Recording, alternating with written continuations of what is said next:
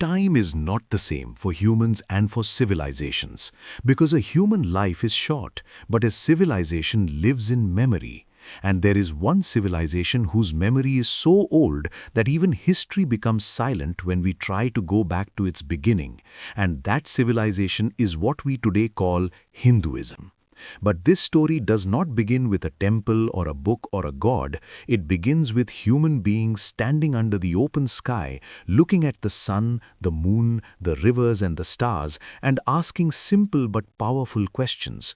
Who are we? Where did we come from? And what is this great world around us? And tens of thousands of years ago, long before writing, long before cities, people were already living in the land we now call India, hunting, dancing, painting on cave walls, and trying to understand nature. And those cave paintings that we still find today are silent proof that the human heart was already full of wonder and fear and curiosity. And slowly, very slowly, these people learned to stay in one place, to grow food, to build homes, and near the great rivers, especially the Indus River, one of the world's first great civilizations was born, the Indus Valley civilization, with cities like Harappa and Mohenjo-daro. And even today, when we look at their ruins, we are surprised because their cities were well planned with straight roads, good drainage systems and strong buildings.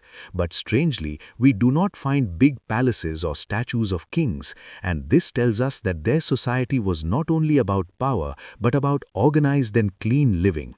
And among their remains, we find a great bathing tank, which shows that water and cleanliness were not just for the body, but also for ritual and purity, an idea that is still very important in Hindu life today.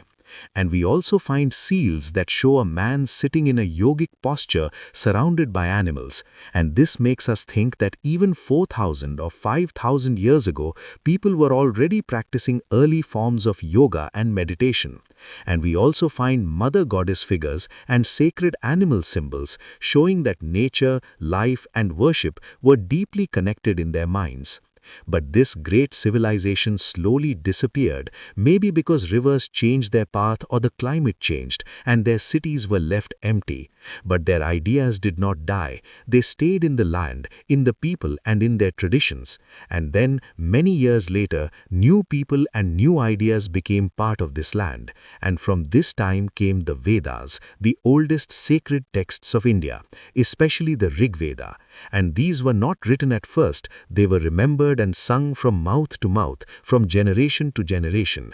And these hymns talk about fire, wind, rain, sky, sun, and powerful natural forces which were seen as gods like Indra, Agni, and Varuna.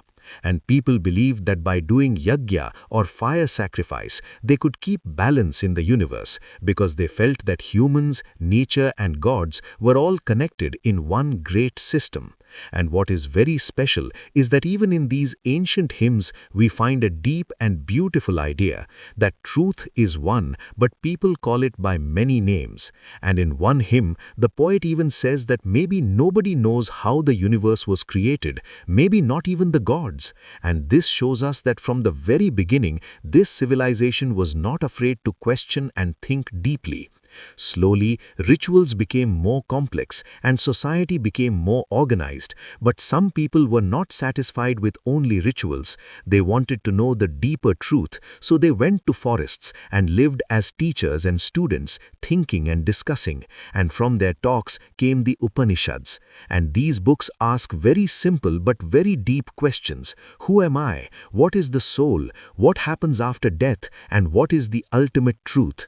And here we see the birth of some of the most important ideas of Hinduism, like karma, rebirth, and moksha, and the idea that inside every person is the Atman, the true self, and behind the whole universe is Brahman, the ultimate reality. And the most powerful thought of all, that Atman and Brahman are not different, that the same divine reality lives inside us and outside us, and that freedom comes not from running away from the world, but from truly understanding who we are. From this time onwards, what we today call Hinduism was no longer just a set of rituals. It became a way of life, a way of thinking, and a way of seeing the world. and it had no single founder, no single book, and no single rule. It was like a great river made from small rivers flowing together, changing its path but never stopping. And in the next part of this story, this great river will become even wider and deeper when these ideas turn into powerful stories, heroes, gods, and epics that will shape the heart of India for thousands of years.